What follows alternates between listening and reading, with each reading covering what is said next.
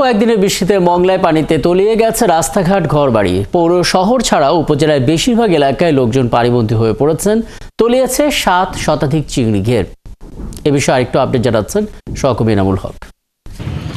গত 3 দিনের টানা বৃষ্টিতে কিন্তু মংলা এবং সুন্দরবন উপকূলীয় এলাকায় কিন্তু বিপর্যস্ত হয়ে পড়েছে। বিশেষ করে সাধারণ যে মানুষ রয়েছে এবং নিম্ন আয়ের যে মানুষ রয়েছে তাদের কিন্তু ব্যাপক ক্ষতি হচ্ছে, কারণ এই বৃষ্টির ফলে কিন্তু তারা যে দিনমজুরের যে কাজ সেটি কিন্তু তারা করতে পারছে না। এছাড়া আপনি জানেন মংলা এবং সুন্দরবন উপকূলে কিন্তু যে প্রচুর পরিমাণে চিংড়ি ঘের রয়েছে। এই বৃষ্টির ফলে কিন্তু এই চিংড়ি ঘের যারা ব্যবসায়ী রয়েছে তাদেরও কিন্তু ব্যাপক ক্ষতি হয়েছে।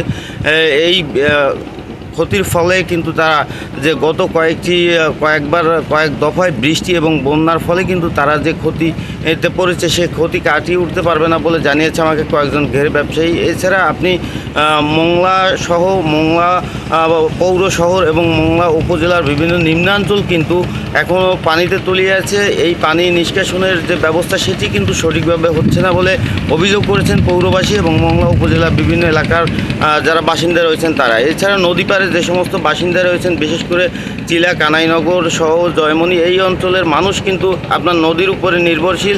তারা কিন্তু জোয়ার ভাটায় নদীতে মাছ ধরে থাকেন। তবে এই যে 3 দিন টানা বৃষ্টি হয়েছে, এই বৃষ্টির ফলে কিন্তু তারা যে মাছ ধরতে যাওয়া সেটি কিন্তু পারেনি। এছাড়া সুন্দরবনের উপকূলে যে সাগরে যে সমস্ত আপনার ট্রলার ছিল সে সমস্ত ট্রলার কিন্তু সুন্দরবন উপকূলে এসে আশ্রয় নিয়েছেন বলে জানিয়েছেন মৎস্যজীবী এরা। তারা কিন্তু জানিয়েছেন যে সুন্দরবনের ভিতরেই তারা অবস্থান করছেন। এছাড়া মংলা বন্দরের যে কার্যক্রম সেটিও কিন্তু ব্যাহত হচ্ছে। এখানে দেশি বিদেশি যে পণ্যবাহী জাহাজ রয়েছে সে জাহাজের পণ্য ওঠানামা কিন্তু ব্যাহত হচ্ছে।